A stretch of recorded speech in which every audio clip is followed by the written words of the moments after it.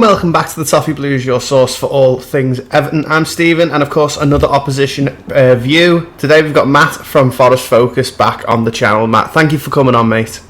I know, thanks for having me back on. Looking forward to talking to you today. Of course, been a while since we played Forest.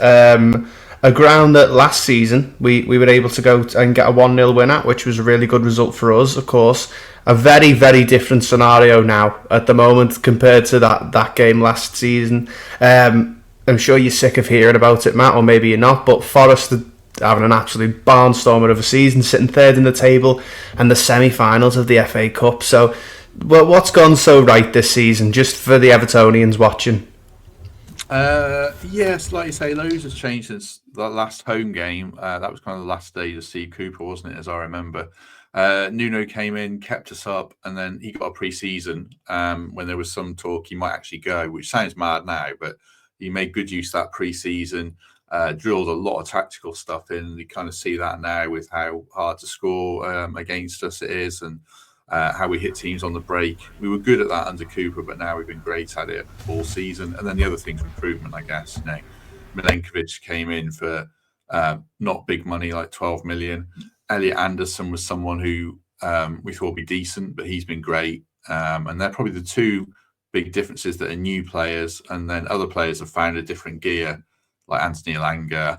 Callum Hudson-Odoi is fully fit for the first time in years, probably, and you can see how good he is. Murillo's come on alongside Milenkovic a lot. Matt Sells is like a different goalkeeper.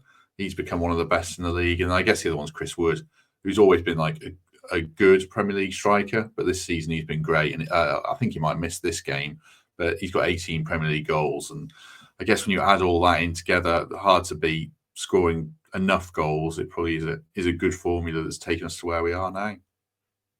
And I suppose with all of those factors coming together so well, it was a bit of a surprise that Forest went and lost 2-1 away at Aston Villa. Tell me a bit about that game. Yeah, sort of. We didn't have Olorena was out. Alex Moreno would have come into the team but couldn't play because he was on loan from Villa.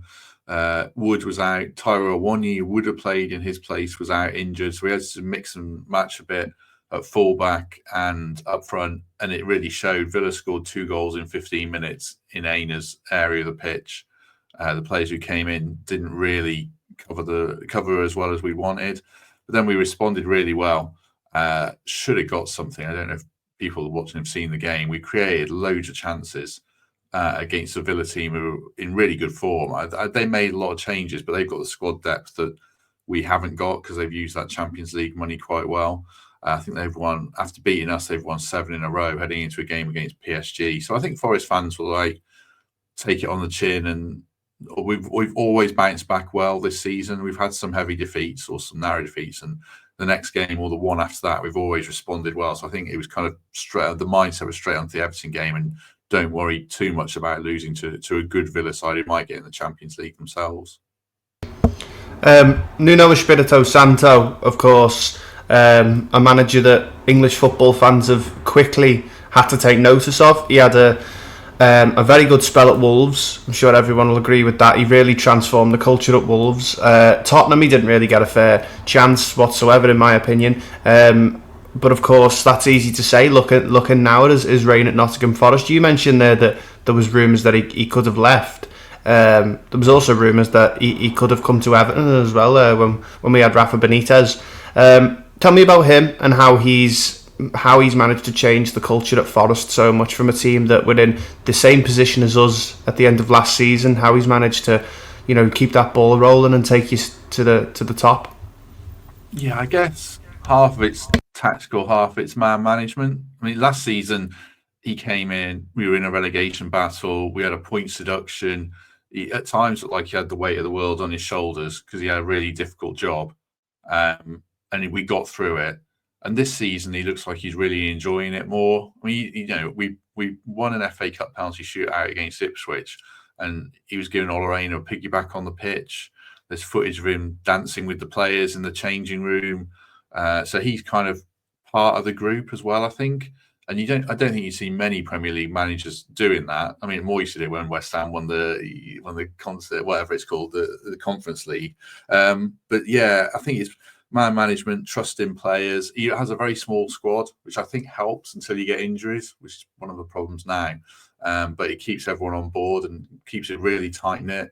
I think it's probably those two things. That's the one thing. And then tactically, he's made us really hard to score goals against consistently. We just have the odd game where we just blow up, like Bournemouth away, Newcastle away, Fulham away. But at home, we've been really good. So hopefully we get enough home wins to get us over the line and get us into the Champions League. Because obviously, the closer we get, the more nervous you get in a way. Well, you mentioned the man there, David Moyes. Thoughts on him and Everton this season? Because I suppose could have been really in a way could have been us in the same position as Forest this season. When you look at how both teams were doing at the end of last season, it was very much sort of not really a relegation battle, but fighting towards the lower the lower middle part of the league, and of course points deduction, same as us. So. What have been your thoughts on Everton so far this season, and also David Moyes coming back into the club? I didn't think they were very good under Dyche. I mean, they never looked like scoring goals. They were quite conservative, and I think you could see Everton fans weren't having him anymore. From that's what it looked like to me. And I think once that bond's broken, it's very hard to get back. So Moyes has come in, and he looks like he's made them more attacking. It looks like he's getting more out of players. I guess Beto's the prime example. It didn't look like Dyche had any faith in him, and Moyes gave him a chance, and he seems to have repaid it. A few weeks ago, certainly he was scoring a lot of goals, but they retained that strength at the back. I think Moyes and Dyche sort of have the same reputation, but actually Moyes is a better manager. I would say he's got more of a track record to take a club to a different level and get more out of players. So yeah, I think it'll be a really difficult game, and it's interesting to see what happens with Everton in the summer and next season. More like the next few weeks just feel like a holding pattern, which I'm hoping we'll capitalise on and get a win in this one, because you've got the new owners who obviously they've appointed the manager, so they must have faith in him. It'd be interesting to see what Everton do in the summer to get more attacking threat, more athleticism, more pace into your team, which seems to be something like, I don't think Jack Harrison and wingers like that are necessarily like the modern day Premier League winger. Like, you look at the league and it's fast and strong and quick, and you've got elements of that in Decore and Beto, who have got the athleticism but maybe not the quality, or they can hurt us, and Decore has hurt us. So yeah, I think it'll be interesting to see what happens to Everton in the medium term more than the short term, I would say. And when I think back to the reverse fixture, Chris Wood getting a goal at the Gladys Street end, and then it was so synonymous with a Sean Dyche performance, like you mentioned there, that we went 1-0 down and it didn't look like we were going to come out and try and get an equaliser. We were quite happy to lose 1-0 and we ended up conceding another one. But this one will be very different because, of course, Chris Wood scored the first goal in that game. He's been the real danger man. But him and also Taiwo Awoniyi as well, probably won't be fit for this game. So how do you think Forest will line up on Saturday? Yeah, we're recording. Nuno will do his press tomorrow as we record this. So I would suspect Wood will be out and Aina will be out, and Awoniyi probably will be out as well. Elanga came off at Villa at half time, but I think he'll be all right. So it will be probably be Sells in goal, Nico Williams right back, Milenkovic Murillo, and then Alex Moreno in back four. The other option is to play a back three because Everton are quite big and strong, and bring Morato in. But I imagine he'll go back to the four because we're at home. And then probably Yates and Anderson in midfield in front of that four. Elanga, Gibbs White, Hudson-Odoi in behind. Probably Jota Silva, who hasn't played up front much for us because he's not had the opportunity. He's been playing as either the reserve right winger, but he came on at Villa and he did well and scored. And when we signed him from Portuguese football, he played quite a lot of his football up front and done okay and got in the Portugal national squad. So he might have earned a start, I would imagine. So yeah, 4-2-3-1, I would imagine, with that lineup. And I'm sure it goes without saying that the three in midfield there, Elanga, Gibbs White, and Hudson-Odoi are really going to be the danger men. Yeah, I think so. Yeah, they've got so much pace. If teams leave space to counter attack, then that'll hurt. We hurt them time and again. Even if they don't, like Elanga's just in such good form. Obviously, scored that goal against Man United. He almost repeats it against Villa, so he's on top of his game. Hudson-Odoi is on top of his game. Gibbs White has probably got a bit of a point to prove after missing out on the England's team and squad initially. So yeah, they're the danger men, and we'll have other sort of threats as well from set pieces like Milenkovic and Jota as well. I don't think we'll score a ton of goals. I think it's probably a low-scoring game. So it's the first goal is always crucial with us. We tend to get it in most games, and then the aim is not to concede again. So yeah, a low-scoring game, but we do have threats, I would say.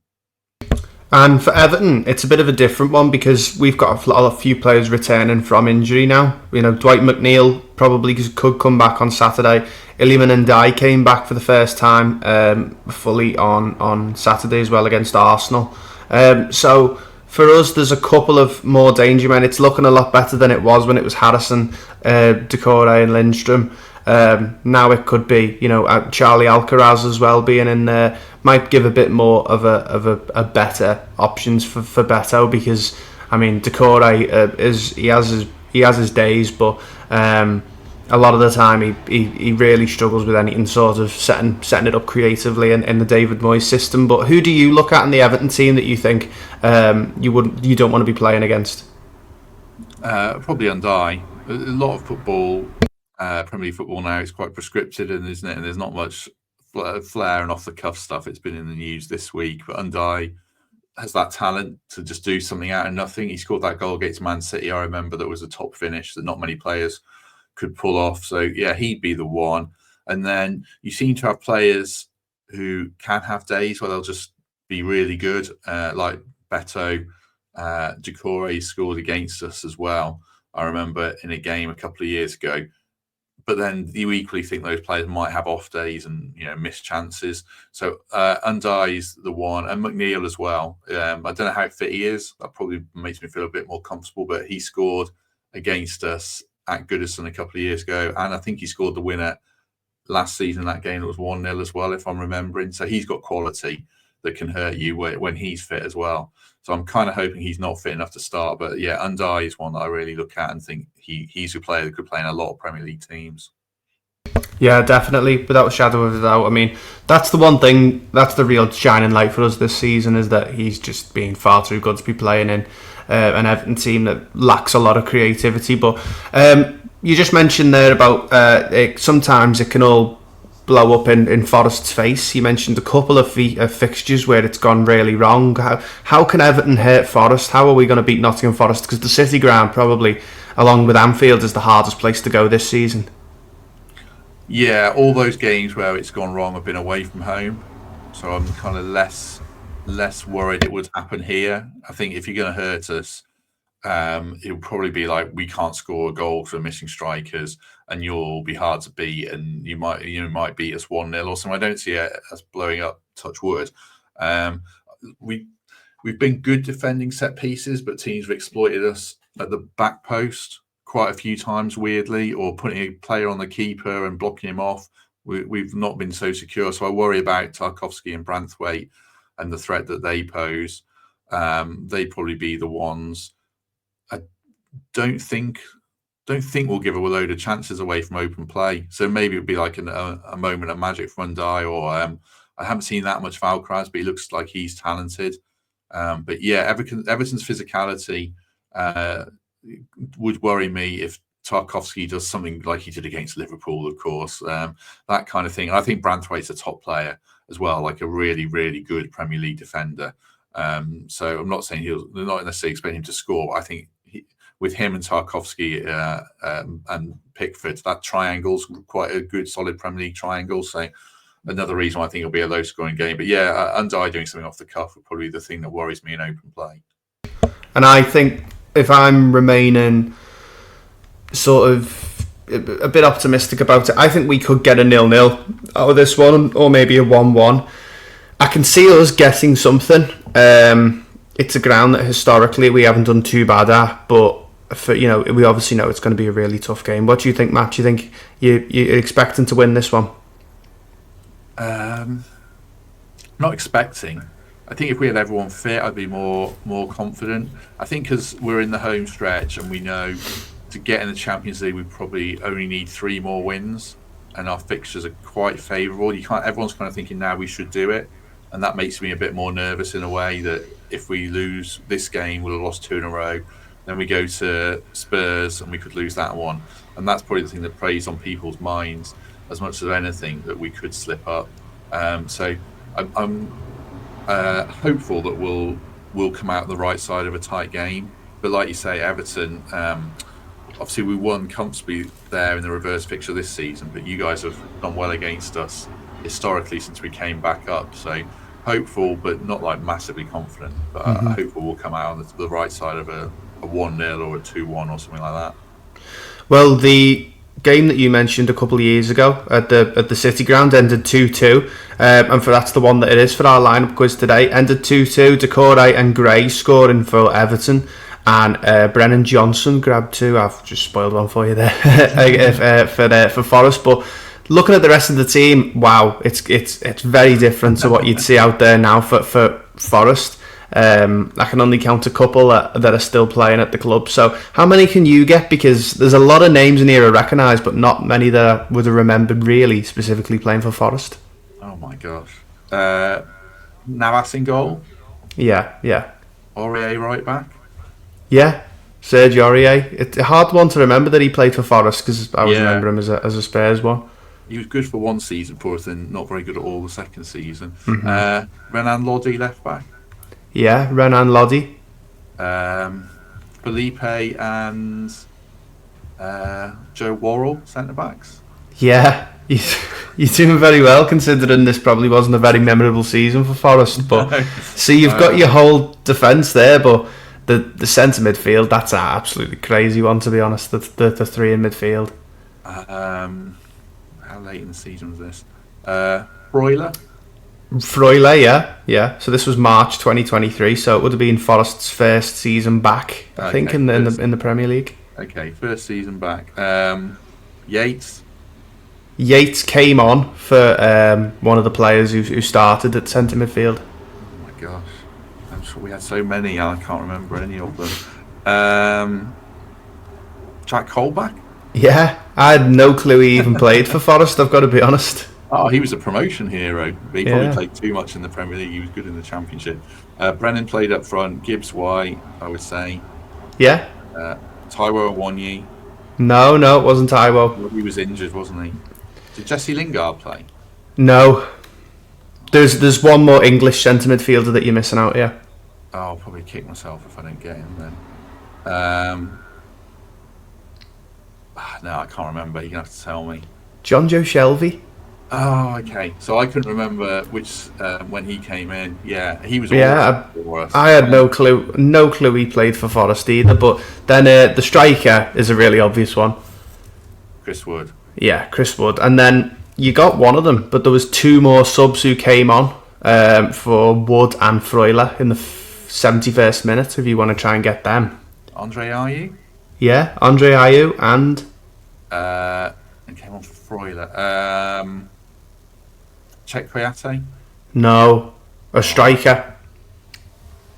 Sam I think Surridge? he was a striker. No, Sam Surridge on the bench. Nigerian. Not Awani. Not Taiwo. You're so close. I can see it on the tip of your tongue. Emmanuel Dennis, yeah, that's it. Yeah. Is this the year that... I think this might have been the year that... I think you might have beat Liverpool at the City Ground this year. Yeah, we beat Liverpool very early in the season. Yeah. I remember it being a... like Dennis. I remember it being a 12:30 kickoff, I think. Yeah. On the telly. It was in August. The one he scored the goal. I think he shinned it in. Yeah, some of those players we've got there, like we've been trying to bomb Dennis out for 3 years and can't get rid of him. Shelvey fell out with Cooper really quickly after coming in, and he was awful for us. apart from like 2 good games at the start. We lost so much money on Shelvey. It shows the transfer policy now is quite different to what it was then, certainly. And then on the bench, there was one that you mentioned, Jesse Lingard was on the bench for Forest. Nico Williams still at the club. Ryan Yates, I mentioned, came on. Hennessy in goal. Harry Toffolo was on the bench. Sam Surridge, another one that you mentioned, and a current Everton player, Orel Mangala, who's unfortunately injured, but has been really, really good. Was really good for us this season until he sadly got injured. But apart from that, I think that was a pretty good showing. I think from all the other people who we've had on this year, not many have been able to name as many as quick as you could, Matt. But just before we finish, of course, this is going to go down as one of Forest's greatest seasons if you get into the Champions League. Definitely the best of the modern era. If you were to name the Mount Rushmore of Nottingham Forest, 4 people who are the best representation, there's a couple of obvious names. Who would that be for you? Well, Clough, obviously. I'm sure everyone would say him. Brian Clough straight away. Stuart Pearce would be the second one, crossing the eras. John Robertson's our best ever player, so I would say him. And then you could go really old for a guy called Ian Storey-Moore, or someone like that, who people listening to this wouldn't know. Or if you went more recent, you'd probably say Stan Collymore, who didn't play long for us, and he's got a bit of a checkered history, obviously, but he was unbelievable for us for the time that he played. So I'd probably, bridging the eras, I'd probably say him, with the hope that if we get in the Champions League or win the FA Cup this season, I would switch Collymore for Nuno or something like that. I don't know. I was just about to ask you, what does Nuno have to do to get his name on that list? But thank you so much for coming on, Matt. Of course, best of luck for the rest of the season. Of course, bar Saturday, and yeah, in the Champions League next season. You're looking forward? Are you still hopeful? Yeah. I thought we'll get in since December time. We've been third since October or something. We've not changed place in the league. So yeah, I'm hopeful. Unless we get more injuries, then I'm really worried. Well, I'm sure there's a lot of outsiders rooting for you, but of course, make sure you go and check out Matt's content. Matt, where can we find your podcast? Forest Focus. We're on YouTube and all audio platforms. Normally we'd have a post-match show straight after every game, but this is literally the only game in a year where we won't. But we will have a podcast on Monday if you want to check out what we made of the game from sort of more of a Forest point of view. But we're pretty good at giving the opposition due respect, I think, if they beat us. So yeah, check that out, especially if Everton get a result. Yeah, perfect. So make sure you go and check out all of Matt's content. Make sure you like and subscribe to the Toffee Blues, and I'll see you in the next one.